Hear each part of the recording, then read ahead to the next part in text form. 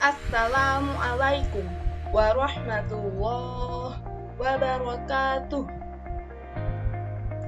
Selamat pagi anak-anak, bagaimana kabar kalian hari ini?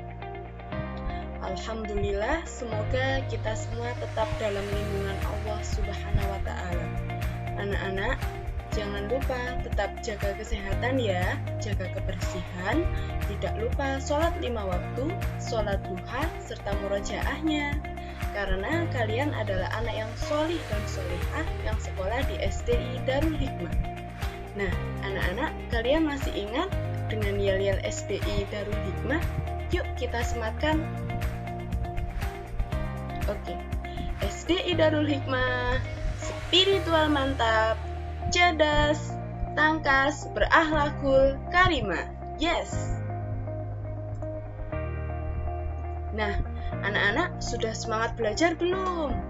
Nah, pasti sudah ya, karena kalian sudah naik ke kelas 4. Oke, di kelas 4 kita akan berjumpa lagi dengan Ustadz Anas dan Ustadzah Anita. Nah, anak-anak, sebelum kita memulai pembelajaran hari ini, marilah kita berdoa. Berdoa, mulai. Rabbi zidni ilma warzuqni fahma. Amin. Selesai. Semoga ilmu yang kita dapatkan hari ini bermanfaat. Amin. Nah, anak-anak, tidak terasa ya, kalian sekarang sudah kelas 4. Oke, di video kita kali ini akan membahas tema 1, indahnya kebersamaan. Subtema 1, keberagaman budaya bangsaku. Pembelajaran 1. Indonesia terdiri atas berbagai macam suku bangsa dan budaya, namun tetap dalam satu wadah Negara Kesatuan Republik Indonesia, atau biasanya disebut dengan NKRI. Keberagaman tersebut merupakan anugerah Tuhan Yang Maha Esa, yang wajib untuk kita syukuri. Oke, lanjut. Teks Pawai Budaya. Pawai budaya sangat menarik bagi warga kampung Babakan. Pawai ini selalu menampilkan keragaman budaya Indonesia. Udin dan teman-teman tidak pernah bosan menanti rombongan pawai lewat. Tahun ini, mereka datang ke alun-alun untuk melihat pawai tersebut.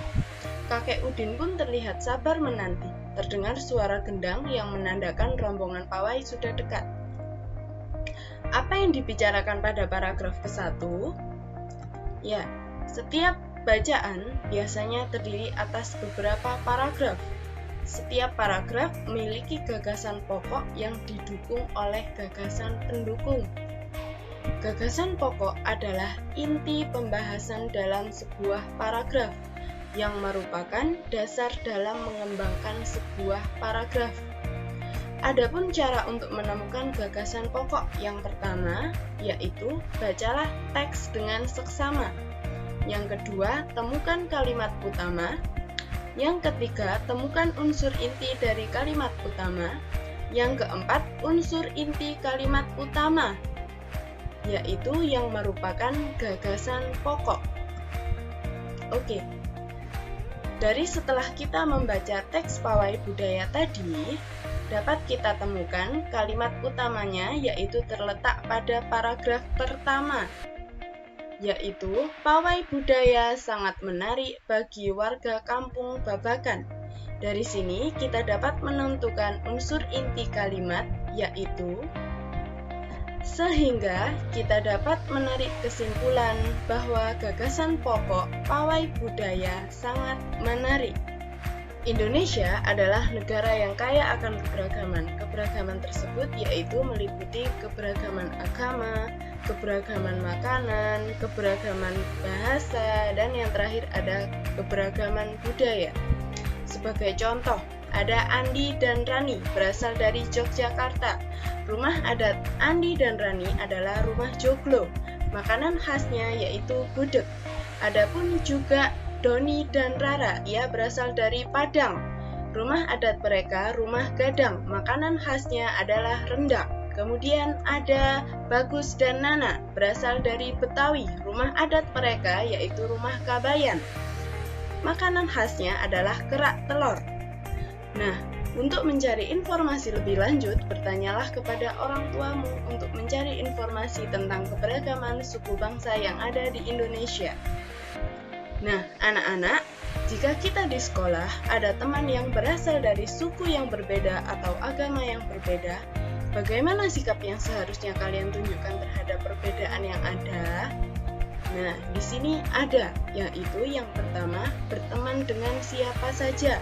Yang kedua, menghargai orang lain yang berbeda keyakinan. Yang ketiga, bertutur sopan dan berperilaku santun.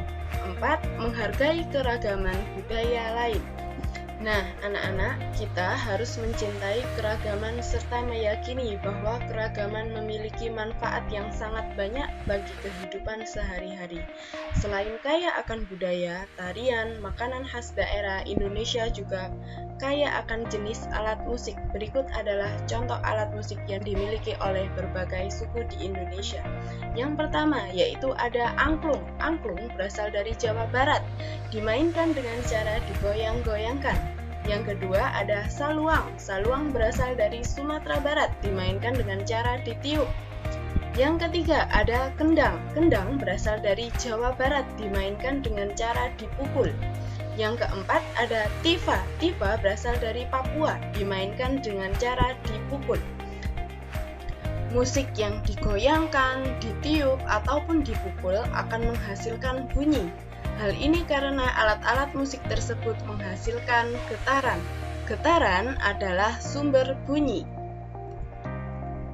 Bagaimana cara menghasilkan bunyi yang lebih keras? Yaitu dengan memperbanyak jumlah getaran. Semakin banyak jumlah getaran dalam setiap detik, maka bunyi yang dihasilkan akan semakin keras. Jumlah getaran dalam setiap detik disebut frekuensi. Frekuensi bunyi semakin besar, maka suara yang dihasilkan akan semakin keras.